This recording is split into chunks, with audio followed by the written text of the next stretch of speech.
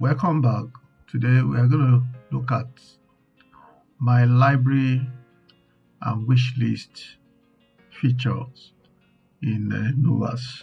In our last class, we explored extensively the profile, settings, and preferences. So let's go back to home. There are two ways publishers, authors, or creators will be able to earn from Knowvas. One of the ways is through direct purchase. Content that has value attached to them can be directly purchased. And what it means is that these content are permanently in your library, whether you subscribe or you don't subscribe. It becomes your content and is in your library, your digital library. And so let's look at the process of getting content into our library. Let's look at my library, and here we have all the content you've previewed, you've opened, you've clicked, all will be listed.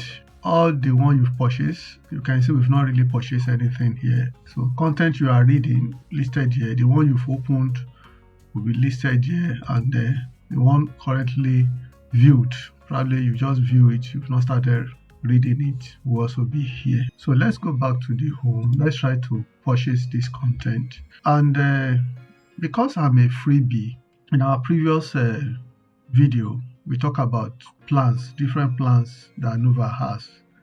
And we also made mention that when you sign up into Knowvas, you are automatically added to freebie plan, which give you access to 4 contents that has prices like this particular content.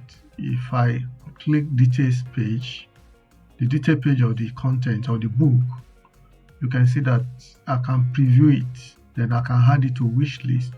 So as I added it to wish list, if I come back here and let me try to refresh, you can see that it's in my wish list and it's available for me to purchase. But when you look at this one just content is membership only.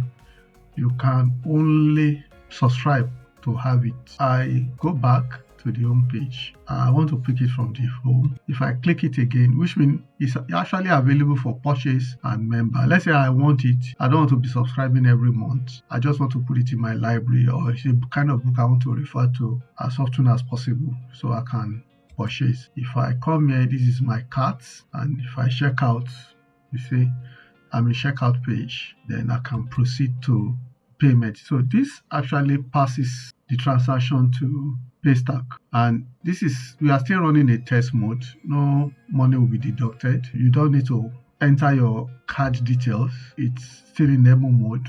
Once we are done with everything, we're going to take it out of demo mode so that real transaction can occur. But I'm going to give it a test. Let's say I'm using a card. I assume that is successful. Then I'm going to say pay. You can see this is pay. If you check your email, you'll see that the receipt of transaction is sent to it. So let's go to my library. If I go to purchase, I'm going to refresh. You can see that is there. See, it shows that I've purchased it. Then I can start to read. What it means is that as long as you are using Knowvas, this is always in your digital library. You can take it anywhere you want. Once you log in on Knowvas, it's always there. You don't need to subscribe. It's always there permanently every month till eternity. So that's what purchase is all about, right? So if I continue to read, let me check it out. You can see here I can see my table of contents. You can see is here. I can jump, so I can go back to the beginning. I can go to any of the chapters. So I can do settings. You can see I've turned it to dark mode. I have my settings, I have font size. So this is how to, and then you can go back to your library and you can come. You can see that even though I have opened it, the system has not determined that I've started reading it. That's why it's not added here. And the progress, you have it here. As you are reading, you're going to get the progress. So that's the way it works. And if I come here, these are the ones I've opened. So you can see this one I just opened recently. So this is how my library works on Knowvas. Tracks everything you are doing on Knowvas as to your content you are accessing, the content you've opened, the content you've purchased, the content you are reading. It tells you the percentage completion rate, and that is the way it is, right? So see you in another video.